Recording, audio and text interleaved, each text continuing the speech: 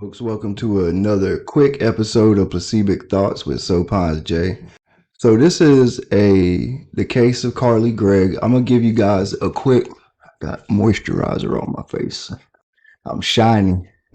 The clip that I'm pulling this from was done by That Chapter, which is a really good true crime channel. I'm sure he's got like 2 million subs. So if you haven't heard of it, you should go check it out. He's really good. So I'm just going to give you a quick rundown of this case. We're not going to watch the whole video. There was a part on it that I thought was pretty funny. So I wanted to just play that for you guys. Yeah, I just wanted to play that for you guys. So here's the story up to the point where we're going to start watching it. So this girl, Carly Gregg, her mom was a teacher at a school. Carly started, smoking pot out of vape pens and stuff. Her friends, this is long story short, her friends get concerned, tell her mom. Her mom searches her room, finds the vape pens. Carly comes home, realizes her mom searched the room, goes into her mom's room where her mom keeps a gun by her bed, grabs a .357, goes in the room, shoots her mom 3 times in the face, calls her friends, tells one of them to come over, texts her stepdad and asks when he's going to be home. Her plan is to shoot him as well. Her friend comes over. She shows her friend the dead body, tells her friend to wait in the backyard while she shoots her dad. Friend goes to the backyard, and this is where we pick up. I want to say thank you to all my subscribers. If you're watching this, hit that subscribe button, hit that like button, and let's see what Miss Carly Gregg has cooking on the stove. Immediately call the police. Instead, she walked back into the kitchen, picked up her mom's cell phone, texted Heath asking, "When will you be home, honey?" Heath, responding to Ashley, said, "I'll be a little bit longer." Carly then replied with a thumbs up emoji. She then grabbed her own phone and started texting her friends, about 5 or 6 of them. She was texting them saying she'd effed up and that she needed help stat. She then called 2 friends saying she needed help, but couldn't say why over the phone. One even offered to call 911 for her, but she said nope. It was one friend, only identified in court documents as BW, who arrived to the home first, the Gregg home first. She arrives to the door, Carly opens it and then asks, "Have you ever seen a dead body before? Wanna?" Then Carly takes her into the bedroom, Carly's own bedroom, where her mom Ashley is laying there on the floor. BW would later say, Carly, not a bother on her. She seemed grand. She wasn't upset, freaking out. She seemed like, hey, saying check it out as if it was like the new goldfish she got. Then Carly says to her friend BW, "I'm gonna shoot my stepdad next. He'll be home in a few minutes. He'll be home any moment now. Why don't you go wait out back and you'll hear the gunshots?" This friend BW did just that. Walked outside into the backyard where the 2 dogs were hanging out.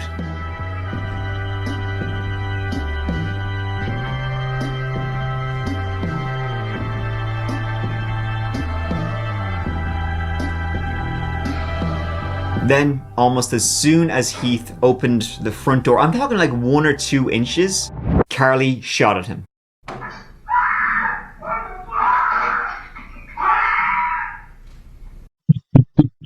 I think that's the man screaming, by the way. I don't know. They said that the girl was screaming too, but you'll see in a minute why I think it was the man screaming.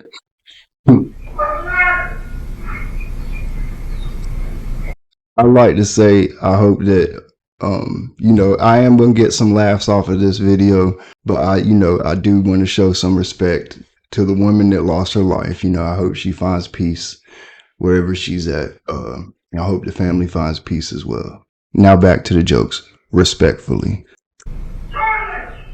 The bullet grazed his shoulder and he was able to actually wrestle with Carly and get the gun off her, while 2 more shots rang out, but thankfully both of those 2 shots didn't hit anybody. He would say 14-year-old Carly was screaming at him in terror as if like he was a demon or something like that. In fact, his first... That was him. He talking about it was her screaming at him like a demon. That was him screaming. And granted, he had reason to scream. I'll give it. Hey, man, I'm not taking nothing from your manhood. I'm just saying. I mean, I've been in some heroin situation. Heroin? Is it a heroin situation if you're the bad guy? in this situation? I don't know. I've been in some dicey situations. Well, no, I've been in heroin situations where I wasn't the bad guy also. But regardless, I ain't never screamed like that. I'm just telling you, I ain't never screamed like that, boy. That's a hellified scream right there. I wouldn't be able to down. I don't know if I'd be able to look at myself in the mirror right if I scream like that. I've had guns put to my head. Not gonna scream. I'm not about to scream. For what? I don't think I've ever been shot. Have I ever? Nah, I ain't never been shot at. Have I ever been shot at? Oh yeah, I was shot at one time. I was at an ATM. I got shot at. That was a crazy night. We'll tell that story another time though. Let's get back to old Mike. What he thought was happening was that there had been an intruder in the home. Carly had gotten the gun to defend herself and thought that, he was the intruder. Heath managed to get the Magnum off Carly and she just books it out the back of the house. Running out the door, BW goes with Carly. They jump over a fence and then they just get out of there. They then go their separate ways. Where are you running to, girl? She act like she can damn. I just... Hey, that girl had a screw loose. Now, I'm gonna let y'all in on a little secret. One of my biggest fears is being murdered by my children. Because they're the people that they got untethered access to me. They got access to me while I'm asleep. They got access to my food. I'm not playing. Man, once my kids get big enough to overpower me, I've said this since I've had kids. I'm putting deadbolts on my door. For sure, my bedroom door. I'm not playing. When I go to sleep, that thing's getting locked. Man, hey, I'm not joking. I'm scared of my kids killing me because kids be throwed off. And I watch a lot of true crime. And it's just like, damn, man, these parents we get. But, and I say probably in at least 80% of the cases I've seen, I feel like I would have been able to point out like something ain't right about that kid. Because I feel like I'm not one of those parents that sugarcoat stuff. I don't sugarcoat. I can see things from an outside perspective. I like to think that I can, and I've been, told that I can. But I can judge myself. Like that's why when people say something about me or something, you can't hurt me because I'm my own biggest critic. So whatever you think, I think 10 times. I beat myself up for everything. That's how I become better or create some type of psychosis or something. I don't know. But, I feel like I become better that way because it pushes me. My failures push me to be better and to be stronger, to have more discipline. I just feel like I'd be able to see. Plus, I raised my kids with the intention, like I raised them consciously, being involved in who they are as a person, like getting to know who they are. That crazy girl right there had to be some warning signs. There just had to be. Come on now. In the meantime, he keeps going into the house and he finds his wife dead and calls 911. What daughter tried to shoot me? Your daughter tried to shoot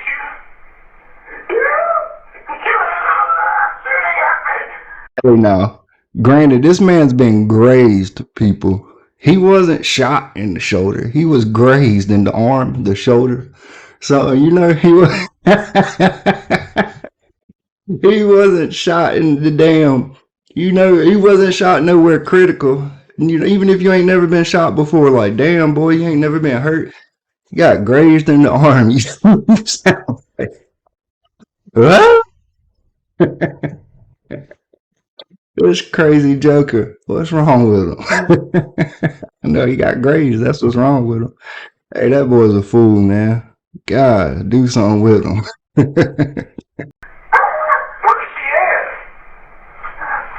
Hey, look, we're going to play that back one time. Let's rehear that. This joker.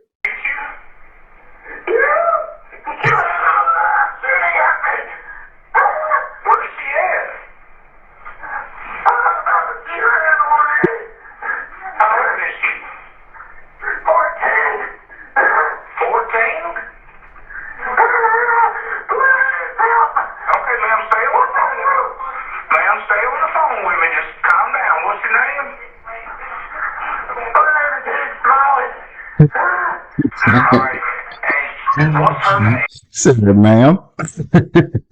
Now that's the 911 operator, y'all. That's the 911 operator. He hears people in chaotic situations all the time. That's his job. So if anybody could differentiate between a man and a woman screaming on a phone, I would think it'd be a 911 operator. And that man, he said, ma'am. Hey, you know that guy was a cuck. No offense to all the cucks out there. Hey, man, more power to you. Whatever floats your boat, do you, daddy. But I believe that man was a cuck. That's my personal opinion. No, there's no validity to it. It's just allegedly. Carly Gregg. Carly Gregg? Does she still have a gun on her? I took it from her. She ran. Sheriff's office! Officers then arrived. Sheriff's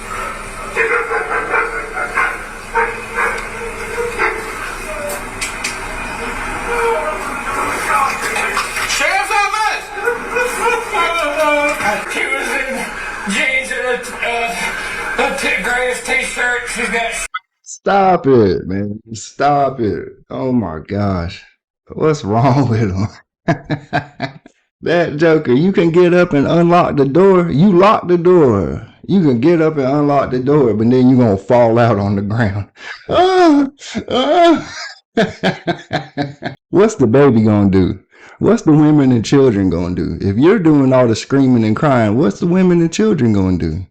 We got to leave something for them to do. We can't do it all the screaming and crying. Short, brownish hair. So, jeans, a gray t-shirt, short brown hair. She ran into the backyard. I tried to follow her. She jumped the fence and ran. He's grays, but... His ass ain't try to follow nothing. You know damn well that joker ain't try to follow nothing. That motherfucker was laid on the ground, rolling and writhing in pain. When he goes to the hospital, they're gonna give him some little butterfly band-aids and a prescription for 900 milligram, or what was it, 900 milligram, 500 milligram ibuprofen, some naproxens. They gonna give him some naproxens and some Bactroban ointment. Tell him to toughen up, slap him on it. He's too soon. It went through his shirt. This man over here crying like a little baby over this graze. He ain't not once mentioned his wife shot in the face 3 times. You would think that the trauma of and the sadness of your wife being shot in the face 3 times would overwhelm your vaginal I don't know what you call it. The release of estrogen, you know? I mean, come on, you ain't once said, oh, my wife's gone. She's gone. You over here like, oh my God. Boy, they gonna give you a lollipop and a Band-Aid. Tell you to go home. Do something. Ashley's body was found and a bolo was put out for Carly Gregg. What? That's mom. Yeah.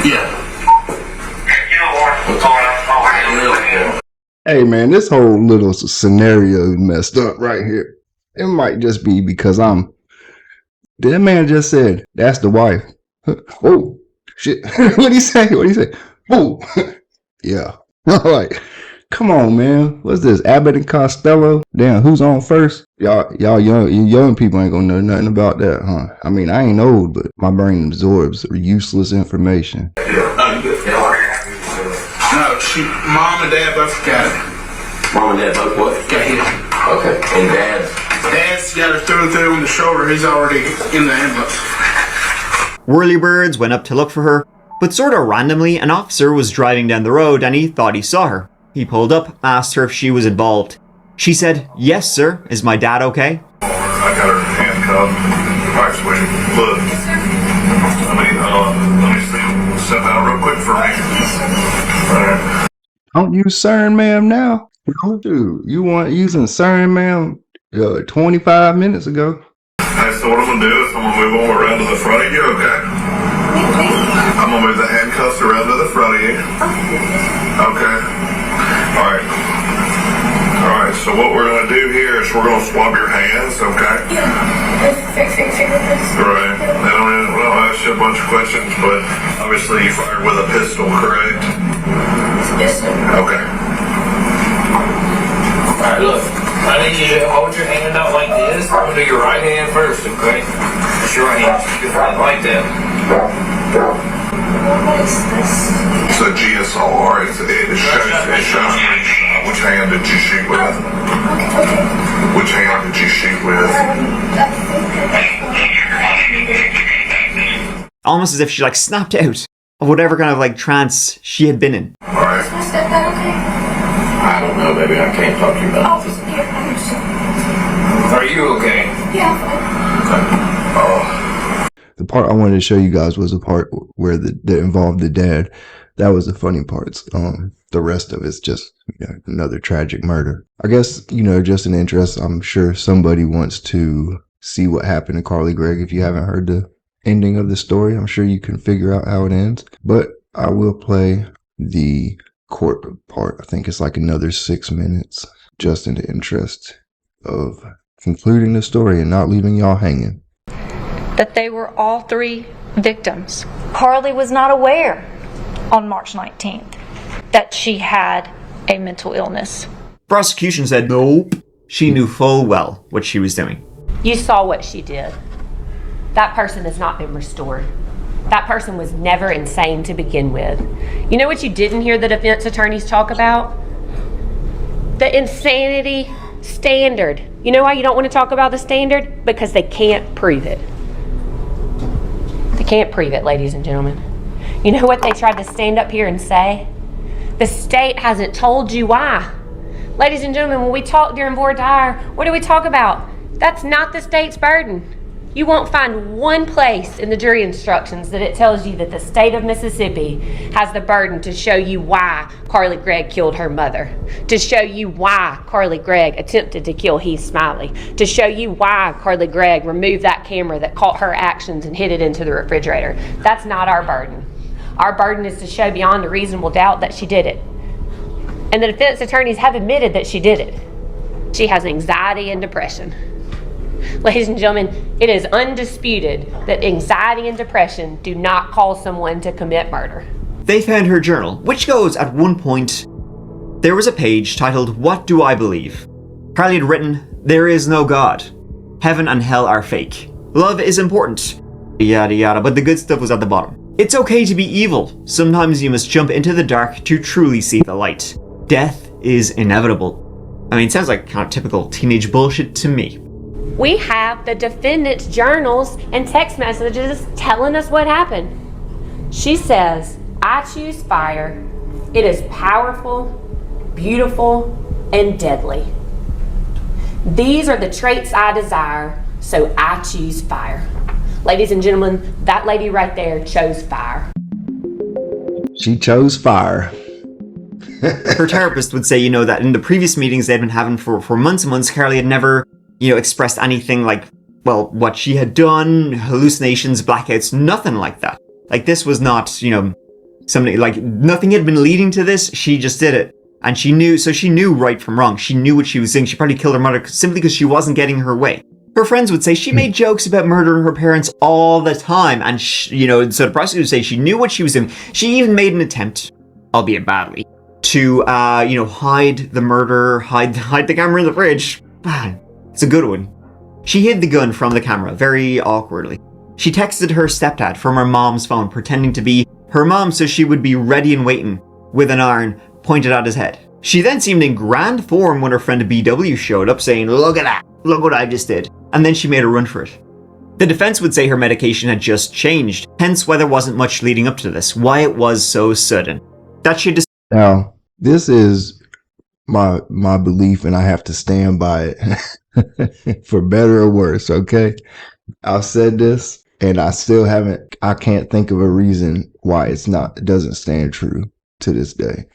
Now, granted, she was 14, so she was on the cusp. But I've always said, up until about, she right there, up until about 13, 16, between 13 and 16, anything a person does, their parents are held liable. I'm gonna hold the parents liable. You know what I'm saying? The parent, of course, like, I feel like to an extent, the parents have no one to blame but themselves, because you raised that little POS. You know what I'm saying? You should have taught that girl some damn real life shit. She was obviously spoiled as hell, didn't know how to be grateful, didn't know how lucky she was. I mean, look at her little journal. You ain't see that? You ain't going through your kids' rooms? It's not right to kill anybody, but you know, there's certain times in life where if you walk into the lion cage and you get ate by the lion, it's kind of like, am I supposed to feel sorry because you got ate by a lion with your lion taming ass? You know? So, I mean, that's just, and like I said, hey, live by the gun, die by the gun. I know one day I might have to eat these words, but it is what it is at this moment. I just feel like if a little kid does something to me or my kids, first, if he does something to my kid, I'm gonna tell my kid to handle that, you know, because they got to learn how to stand on their own 2 feet. But there's certain levels to things. If I ever got to feel like I got to take some smoke that direction, I'm not gonna take it to the kid. I'm going to the parents. It's just like if a guy's got a girlfriend and his girlfriend starts popping off at the mouth, I'm not gonna go whoop the girlfriend's ass. I'm gonna whoop his ass for not controlling his woman. Not saying a woman is to be controlled, but in that situation, he gonna either control her or get his ass whooped. It's simple as that. So, you know, I mean, that's just my little placebo thought. It ain't worth much. It's just a thought, you know. You ain't got if you ain't in my 6 feet, then shoot, my beliefs don't concern you. Discussed her worries about her mental health with her doctor, and they argued that teens aren't forthcoming about a lot of things. Perhaps she had more serious issues, in her noodle than she let on. She just knew that if she told her doctor would tell her parents, and her relationship, with Ashley and Heath wasn't great at the time. Prosecution called bullshit. We, the jury, find the defendant, Carly Madison Gregg, guilty of first-degree murder as charged in the indictment. Count 2. We, the jury, find the defendant, Carly Madison Gregg, guilty of attempted murder as charged in the indictment. Back row, sir, is that your verdict? Ma'am, is that your verdict? Ma'am, is that your verdict? Sir, is that your verdict? Ma'am, is that your verdict? Ma'am, is that your verdict? Ma'am, is that your verdict? In the end, the jury found... Hey, that can't be the way they did that. Like, for real? That's got to be some type of editing. Because you can't... Ma'am, is that your verdict? Ma'am, is that your verdict? Sir, is that your verdict? Ma'am, is that your verdict? Sir, is that your verdict? Ma'am, is that your verdict? Like, Nick, well, the government know how to waste some time, don't they? I swear, I say that at least once a week. The government knows how to spend money uselessly, and the government knows how to waste some time. That's for damn sure. They know how to tax your ass.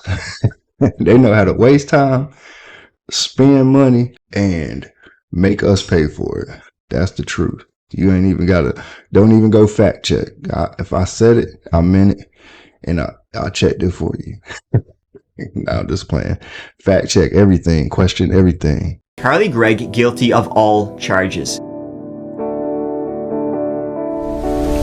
Your sentences will be as follows. As to count 1, the jury having fixed the verdict at life imprisonment, this court will sentence you to life imprisonment. As to count 2, you'll be sentenced to life imprisonment. As to count 3, you'll be sentenced to 10 years to serve. Carly Gregg, only 15 years of age, was sentenced to life in prison without the possibility of parole. Now that is sad though. That is tragic how you could be sentenced to life at 15. I had a friend I used to live with who killed his dad, and but he only did 4 years, something like that. I'll tell y'all that story one day too. That's a good story. I spent like probably 5 years with this dude. He had a whole, I don't even want to tell you, but he ended up getting like some type of life insurance or something, and plus a bunch of Exxon stock. He had like $300,000, and I was like his best friend, but he was just a sucker, Me and like 2 other friends that we became friends by chilling with this dude, but this dude was really just like the pockets, and we were his ability to hang out with people and, not get robbed and, actually know people, because he was such a lame. Nobody gonna chill with him, but you take care of you buying everything. I'm talking about everything, our clothes for years. We lived with him, our cars. I mean, we just drove his cars, but people would take his car. He was such a little puss. If people would take his cars, took his motorcycle, man, there's all kinds of stuff happened behind that dude. I used to try to look out for him, take him under my wing, because I'm not just no bad person. You know what I'm saying? I'm not gonna have you buying all my stuff and then you won't get no benefit from it. Like, nah, you supporting me? Shit, I'm about to damn. And it wasn't like he was supporting me, but he was supporting me, If I'd make moves and shit, like I tell him, like, He'll give me money. I'll go get stuff and sell it. So I'm making money to support myself, really, but I'm using his money. If I want to spend it all, I'll spend all my money. I could just get some more from him, but at least I'm doing something. You know what I'm saying? I'm not just sitting here straight milking dude. Plus, like, I'm protecting him. You know what I'm saying? I take him under my wing. Like, I make sure that motherfuckers, don't just take all his shit, because people were taking all his shit for taking his car. Like, man, it was crazy. But I tell y'all, that's a long story. That'd probably be like multiple sessions to tell my whole experience with that dude, because that was in my 20s. And hey, that dude was crazy, man. That was some crazy times. But back to the show. Should she have gotten that, folks? That's my question to you. I mean, what she did was absolutely horrific, but she clearly needs help, especially for somebody so young. Hopefully she's getting it. Hopefully she is getting it in prison. Now, as well, kind of like a side story. I don't know if she's getting help in the American justice system. She's getting help in prison.